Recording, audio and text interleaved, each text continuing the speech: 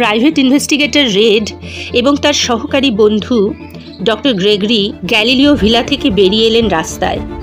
15 minute মতো ঘোড়ার গাড়ি চালিয়ে একটি সরাইখানায় এসে পৌঁছালেন। Hello viewers, welcome to my channel UB story and poetry. Please like, share and subscribe my channel and please hit the bell icon.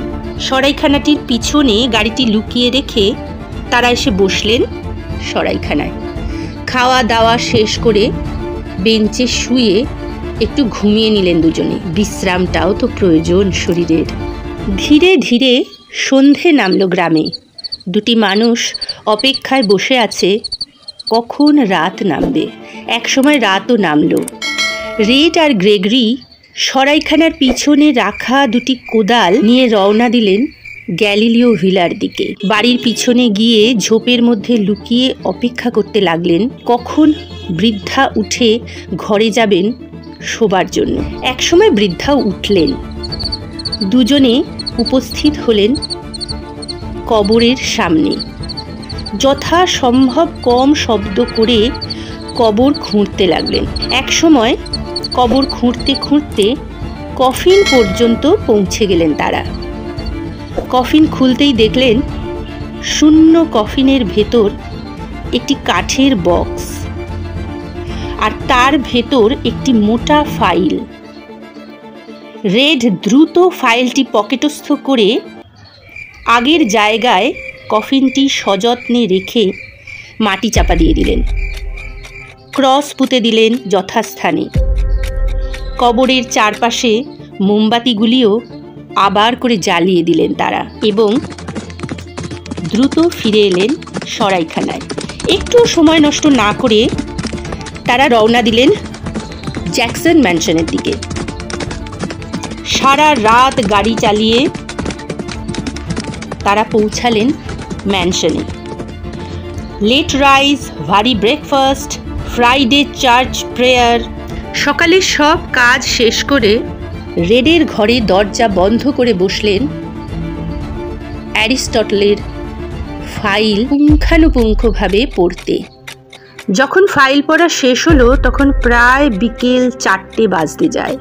ফাইলের জিস্ট মোটামুটি এই রকম: ডাউন ভ্যালি মেডিকেল কলেজ ও হাসপাতালে ডাক্তারি পড়তে এসেছে অ্যারিস্টটল প্রায় 15 দিন হলো। খাচ্ছে, ঘুমাচ্ছে, বন্ধুত্ব করছে, অসাধারণ জ্ঞানী প্রফেসরদের ক্লাস করছে, সেমিনার অ্যাটেন্ড করছে, পেশেন্ট দেখছে। সুন্দর একটি পরিবেশে স্বপ্নের চেয়েও ভালো তার দিন কাটছিল। নিশ্চিন্ত রাতের নরম বিছানায় গভীর ঘুমে নিমগ্ন ছিল অ্যারিস্টটল। এমন সময় ঘুমটা ভেঙে গেল কোনো অজানা এক আওয়াজে। মনে হলো যেন ঘরে বেশ কিছু লোক ঢুকেছে। ভালো করে বোঝার আগেই একজন ওর পা দুটো চেপে ধরল, অপর একজন ওর মুখটা চেপে ধরল, অন্য একজন ওর হাতে কি একটা ইনজেক্ট করলো, যার যন্ত্রণায় ও কাতরে উঠল। তারপর ধীরে ধীরে অজ্ঞান হয়ে গেল।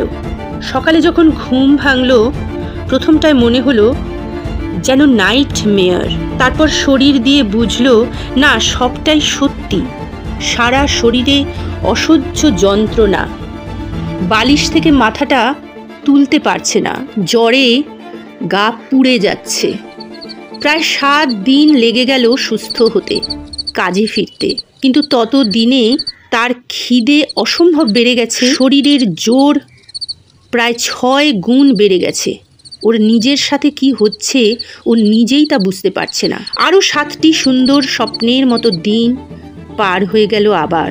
তারপর এলো আর একটি দুঃস্বপ্নের রাত। সেই রাতে ওকে অজ্ঞান করে ওর পায়ের একটি নির্দিষ্ট শিরা থেকে বার করে নেওয়া হলো অনেকখানি রক্ত। মাত্র 1 মাসের মধ্যেই ওর জীবনের চরম কিছু মুহূর্তের সাক্ষী হয়ে রইল। কার সাথে কথা বলবে, কার সাথে এই নিয়ে আলোচনা করবে, একেবারে নতুন একটা জায়গায় কিছুই সে বুঝতে পারছিল না। খেয়াল করে দেখলো ওর বন্ধুদের, হাসপাতালের পেশেন্ট এবং কর্মীদের পায়েও একই রকম চিহ্ন। গভীর এক চক্রান্তের শিকার হয়ে ওর মতো হাই আইকিউ মানুষের বুঝতে আর অসুবিধা হলো না যে ওর এখন ঠিক কি করণীয়। দ্রুত ও নিজের রক্ত নিয়ে নিজেই গবেষণাগারে পরীক্ষা করতে শুরু করলো। ভাইরাসটা আবিষ্কার করেও ফেললো, এমনকি তার অ্যান্টিডোটও আবিষ্কার করে ফেললো। মানুষের গ্রহণযোগ্য ওষুধ আবিষ্কার করে নিজের ওপর প্রয়োগ করলো। তারপর ধীরে ধীরে সুস্থ মানুষ হয়ে উঠতে লাগলো। যত সহজে কাজগুলোর কথা বলা হলো, সহজ ছিল না। বিরাট সংঘর্ষ, বিরাট অধ্যাবসায়, কঠিন পরীক্ষা। সেই কঠিন সময়টা পার হতে গিয়ে ততদিনে ওর সাথে ঘটে গেছে প্রচুর অত্যাচার ও নৃশংসতা।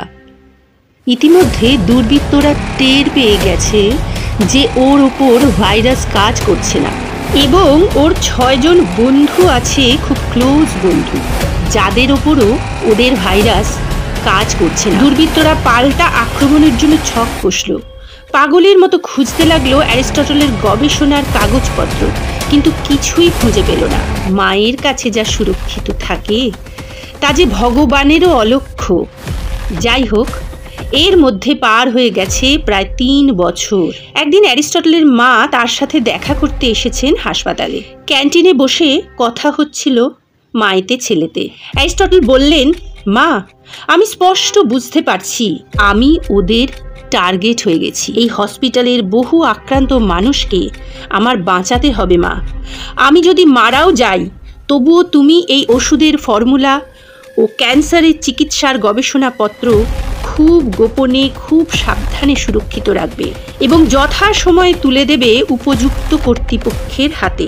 এই জীবনে বড় ডাক্তার হওয়া আমার স্বপ্নই থেকে যাবে হয়তো। ওরা আমায় ডাক্তার হতে দেবে না মা, কিন্তু দুর্বৃত্তের শাস্তি, রোগ আক্রান্তের সুস্থ হয়ে ওঠা, ক্যান্সার পেশেন্টের নিরাময় আর সমস্ত মানুষের কল্যাণে তুমি তোমার ছেলেকে উৎসর্গ করো মা। মা, আমি তোমাকে আর বাবাকে ভীষণ ভালোবাসি। তোমরাই আমার শক্তি। তোমরা আমার পরেও শেষ পর্যন্ত লড়ে যাবে, কিছুতেই ভেঙে পড়বে না। আমায় কথা দাও।